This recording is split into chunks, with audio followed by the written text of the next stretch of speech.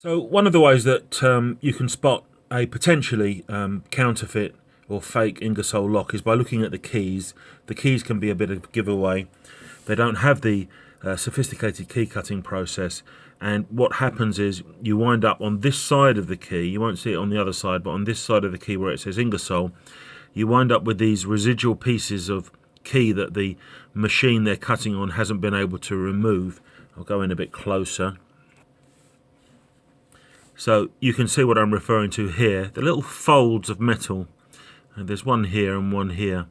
And what will happen over a time, sometimes immediately, but sometimes after a few days or a few weeks with use, is they will detach themselves from the key. And I'm just going to scrape those off for you.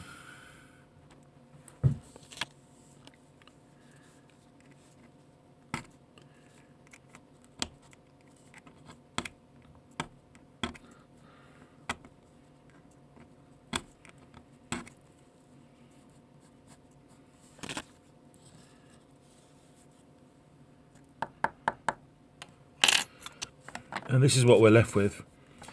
So we've got these pieces of metal debris that will lodge themselves inside the lock. So once they detach themselves from the key in use on your door, as small as these pieces may seem, they are big enough to jam the mechanism, and you'll find that you'll put your key in. So what happens with a newly fitted lock, you'll put your key in, try to operate it, and the key won't turn because one of these pieces or more has jammed one of the 10 levers in the mechanism, and you'll find yourself locked out.